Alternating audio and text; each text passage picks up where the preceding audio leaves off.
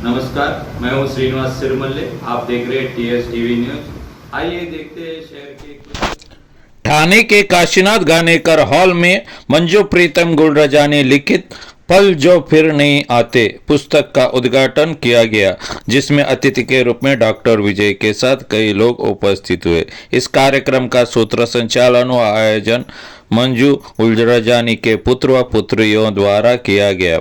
इस पुस्तक का लेखक मंजू जी प्रीतम गुलरजानी के साथ संकल्पना वर्षा जी, मैं डॉक्टर विजय, चित्रकार नितिन शर्मा जी है। चलिए देखते हैं इस कार्यक्रम के एक जरूर। हॉस्पिटल में कार्डियोलॉजी की मैं प्रैक्टिस करता हूँ और पिछले 18 साल से मैं हार्ट का स्पेशलिस्ट बोल के यहाँ पे कार्यरत हूँ। सर, आज आप यहाँ इस प्रोग्राम में आए जहाँ पे एक बुक लॉन्च की गई है, तो क्या कहेंगे इस बुक के बारे में? जिस परिवार की मेंबरा है प्रीतम गुलरजानी जी, मंजू गुलरजानी जी की बुक लॉन्च की ये आज ये प्रोग्राम में मुझे बुलाया है।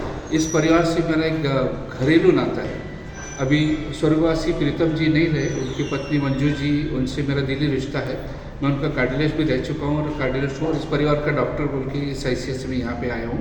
मुझे मालूम नहीं था कि मैं अतिथि के रूप में हूँ, मैं असल में एक परिवार का मेंबर बोल के इस जगह पे आया हूँ।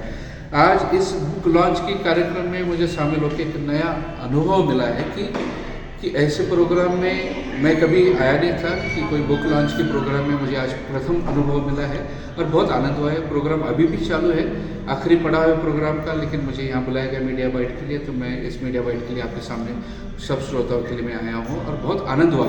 इस किताब में जो कविता है उनकी जीवन के अनुभव की, उन्होंने जो किताब में लिखा है, कुछ कविताएँ लिखी है, इसमें की कुछ कविताएं मैंने पढ़ी है। प्रोग्राम शुरू होने के पहले मुझे दी गई थी, मुझे बहुत आनंद हुआ। असल में एक डॉक्टर बोलिए तो हमारे लिए ऐसा है कि हम लिटरेचर और ये कविताएं और इस दुनिया से थोड़ा दूर रहते हैं कि हमारा काम अलग रहता है, लेकिन बहुत आनंद हुआ इस कार्यक्रम में शामिल होकर और कविताएं पढ़ के। बाकी की कविताएं मैं घर पे ज़रूर पढ़ूंगा परिवार के साथ, परिवार के मेंबर्स को भी और मेरे मित्र परिवार को भी बोलूँगा कि बुक ज़रूर ले और कविताएँ पढ़ें। सर, मंजू जी के लिए आपके क्या गुण विशेष रहेंगे?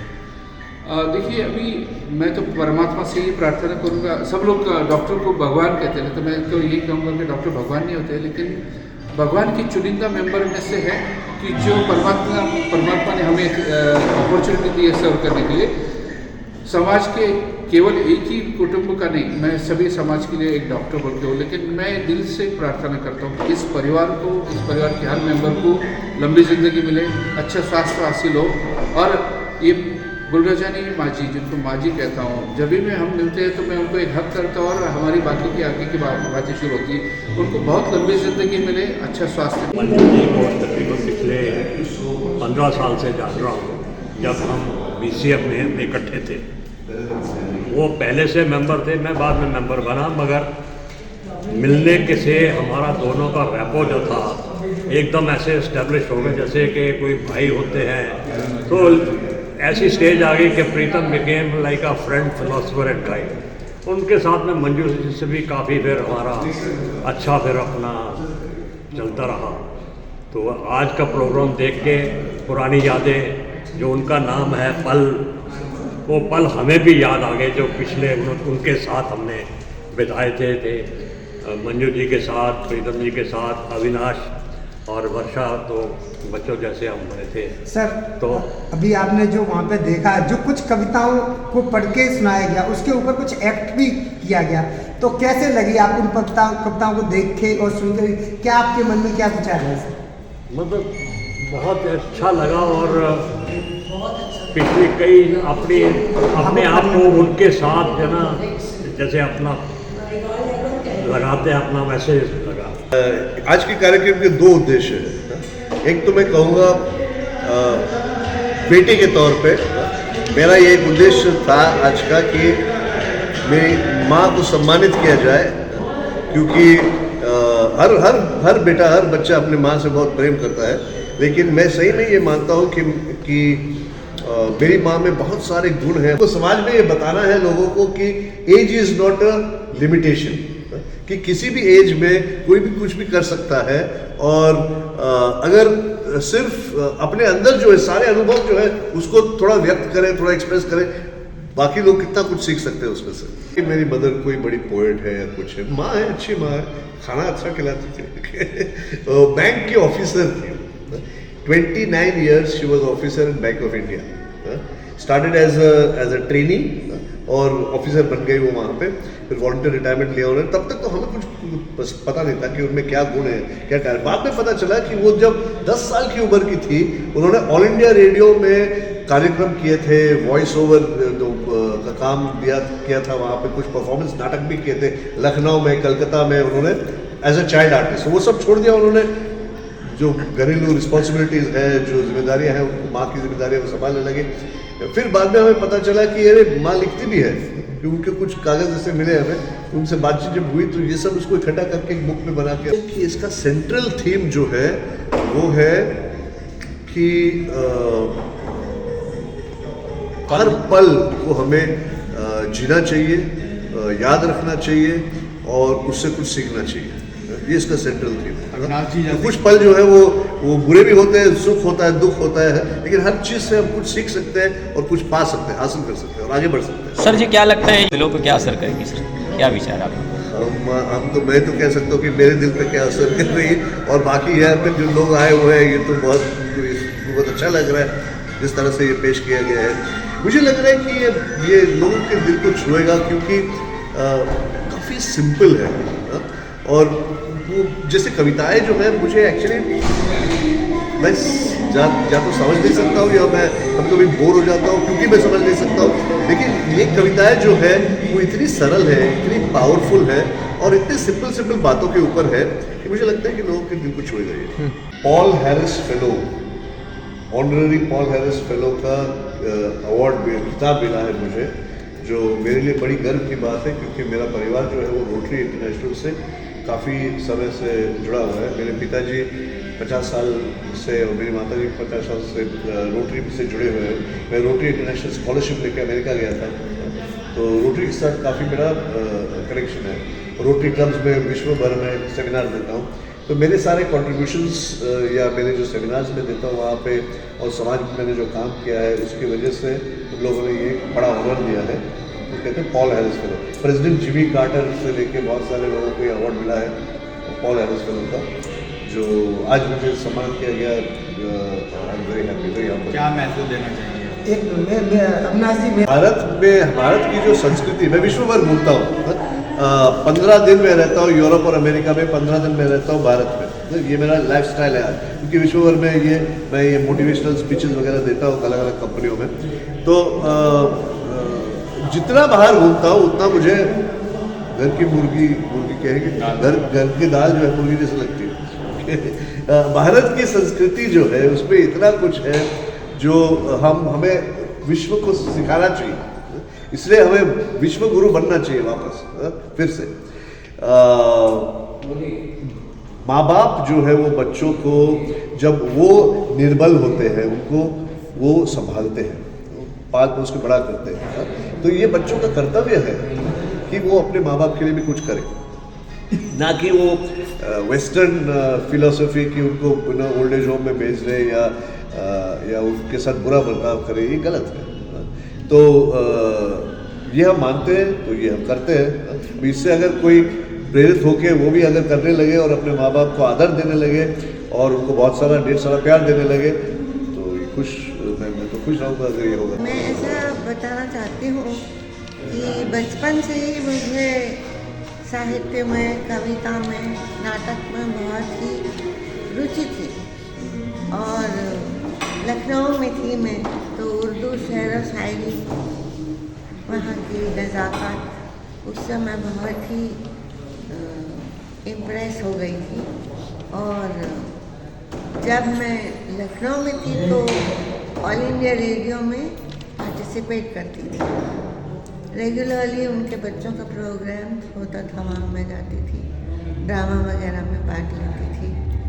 और फिर उसके बाद जब हम लोग कलकत्ता चले गए तो इंटर यूनिवर्सिटी ड्रामा वगैरह में भी मैंने बहुत पार्टिसिपेट किया था। वहाँ के आकाशवाणी में भी एक प्रोग्राम दिया था, लेकिन बैंक ऑफ इंडिया में उच्च अधिकारी थी। तो और दूसरी सामाजिक रिस्पॉन्सिबिलिटी जो होती हैं उन सबको पूरा करते करते मुझे अपनी रचनात्मक क्षेत्र में मैं उतना जा न पाई। जब मैंने अपने सारे कर्तव्य, मैं माँ थी, बहू थी, बेटी थी, बहन थी, वो सारे कर्तव्य मैंने निभाए। और जब मैंने वॉलंटरी रिटायरमेंट ले लिया बैंक से, बैंक में थी तब भी मैगजीन्स में लिखती थी, रुचि थी, लेकिन टाइम न मिला, इतना कर सकी किया। फिर जब मैंने बच्चे सेटल हो गए, मैंने वॉलंटरी रिटायरमेंट ली और हम लोग सब बॉम्बे आ गए। मेरा बेटा अविनाश अमेरिका चले गए थे पढ़ने। तो यहाँ पर ये वेटरन सिटीजन फोरम ज्वाइन किया और कविताएं लिखना शुरू की। हम लोगों के अपने ग्रुप हैं जहाँ हम अपने जिसकी जो कला होती है, कोई गाते हैं, कोई कविता करते हैं, कोई नाटक करते हैं, इन सब चीज़ों में मैंने बहुत भाग लिया। और बचपन से आदत थी कि दिल को जो बात छू जाती थी तो मैं कुछ पन्नों पे लिख लेती थी। और वो अभी कैसा लग रहा है आपको आज?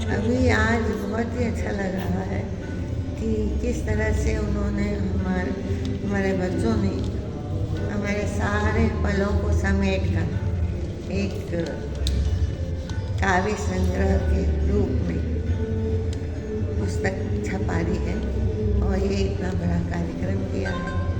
मैं बहुत खुश नसीब हूँ। और 2 किताब पहले भी आ चुके हैं, पर उनको मैंने इस तरह से कुछ नहीं, ऐसे ही कुछ कविताएं उनको संग्रह करके दो हैं, एक अनकही और एक दिले दास्तान। ये पल जो फिर नहीं आते, इस हेडलाइन पर आपको कब ख्याल आया कि लिखना चाहिए कि पल जो फिर नहीं आते? ऐसे तो बहुत सारे पल आए, लेकिन ऐसा हुआ कि जब ज़िंदगी में अकेली हो गई, अभी कोरोना काल में मेरे हस्बैंड चले गए छोड़कर, तो ज़रा और भावुक हो गई, सारे पलों को इकट्ठा करने लगी और उनको मेरे मन में आया कि इनको क्यों नहीं एक जगह कहीं कैद कर दिया। दिखाया। इस पुस्तक में कितनी कविताएं आपने, कितनी रचनाएं लिखी हुई हैं? उसमें इस पुस्तक में तो केवल 25 हैं, लेकिन वैसे मेरे पास बहुत सारी हैं।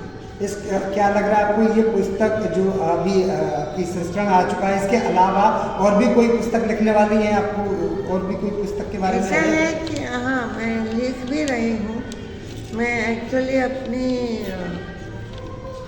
ऑटोबायोग्राफी लिख रही हूँ, जिसमें हम लोग ना सिंधी हैं, पाकिस्तान में थी 1947 में, पार्टीशन के टाइम मैं 2 साल की थी। तो हम लोग सबको वहाँ से आके यहाँ लखनऊ में जाके शुरू से ज़िंदगी करनी पड़ी। मैं तो बहुत छोटी थी, मैं 2 ही साल की थी तब, लेकिन वो सारे पल उनके बारे में जो सुना है, मेरे पिताजी बहुत बड़े ज़मींदार थे, वो सारी जितनी उनकी ज़मींदारी, उनके सारे बहुत शान और शौकत से रहते थे, वो सब छूट गया। लखनऊ में आके हम लोग ने ज़िंदगी फिर से स्टार्ट की, उसके बारे में मैं लिख रही हूँ और आशा करती हूँ कि उसको प्रकाशित किया जाए। मैडम, आपने जैसे कहा कि पहले का जो आकाशवाणी में आप जाते थे और वहाँ पे भी आप रोल करते थे, उस पल में और आज के पल में क्या डिफरेंस होता है? वो बहुत डिफरेंस है।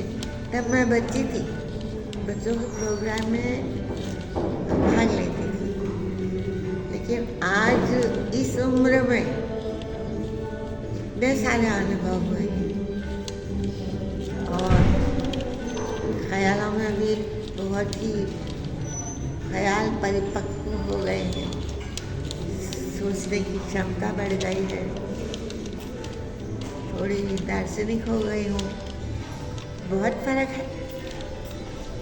और अगर तब का लिखा हुआ आज पढ़ूँ तो पसंद आता है, अच्छा लगता है, लेकिन फिर मैं सोचती हूँ अगर ऐसा होता तो शायद मैं इससे अच्छा करती। जब भी मिलती हूँ धन्यवाद। मंजू जी ने बहुत ही खूबसूरती से इन कविताओं को लिखा है और जीवन और समाज की अलग अलग समस्याओं और उनके समाधानों को प्रस्तुत किया है। तो उनकी ही कविताओं से लेकर मैं प्रेरित हुआ और इन्हें मैंने बनाया।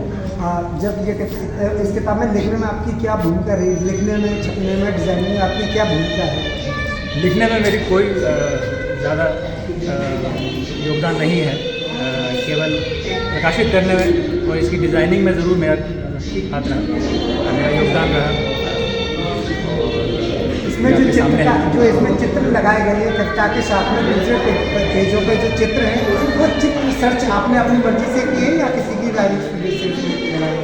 जो भी भाव कविता कह रही थी उसी को लेकर मैंने स्केच किया, मैंने स्वयं स्केच। और भी कई पुस्तकों में आपने चित्रकारिता करी होगी, लेकिन इस पल के अंदर क्या विशेष बात है? यही विशेष बात है, जैसे मैंने आपसे कहा, जीवन और समाज को लेकर जितनी भी बातें हैं, जितनी भी समस्याएं हैं, व्यक्ति विशेष को लेकर जितनी भी समस्याएं हैं, उनको लेकर मंजू जी ने कविताएं लिखी और वो ही मैंने चित्रकारी में उतारा। So I feel what I say what I think what I do what I feel. I feel you cannot do what I do, but you feel what I say. I mean, you understand what I'm saying? You something matter? No. What am I saying? I'm saying be one. Thank you, Akash. When what you want, feel, think, say, do is in harmony. Happiness is alignment. So what is the simple thing? What should you want? Want good things for everybody. What should you feel? Feel nice. What should you think? Think good thoughts. What should you say? अच्छा बोलो, अच्छा करो. और जानते जाओ, keep learning. That's all. This is what we found with all our research in MetaMind alignment, which is a science. Next, this was about how many years ago, Varsha? 99. Where she took street children. 29. Or 20. 90. When were you born? I thought 99 years ago. In vans, no, and took them into corporate houses. Which bank was it? Some. Citibank was there, some banks were there, some corporate houses, and in front of the corporates, they told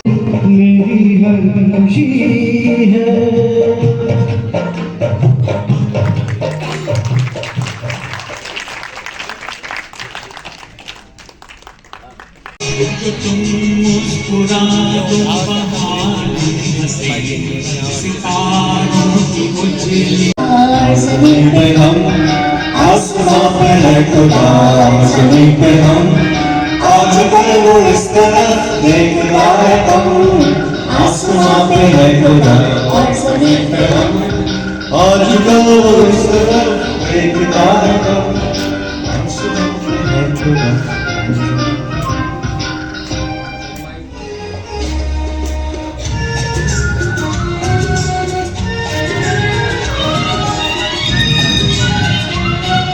एक दिन बिक जाएगा माटी के मोल, जग में रह जाएंगे तेरे बोल। एक दिन बिक जाएगा माटी के मोल, जग में रह जाएंगे प्यारे तेरे बोल। तुझे होठों को देकर अपने गीत, कोई निशानी छोड़ फिर दुनिया से दो। एक दिन बिक जाएगा माटी के मोल, जग में रह जाएंगे प्यारे तेरे बोल। ला ला ला ला ला ला ला, रिश्ता दिल से दिल के एतबार का, जिंदा है हम ही से नाम प्यार का, कि मर के भी किसी को याद आएंगे, किसी के आंसुओं में मुस्कुराएंगे, करेगा भूल हर गली से बार बार, जीना इसी का नाम है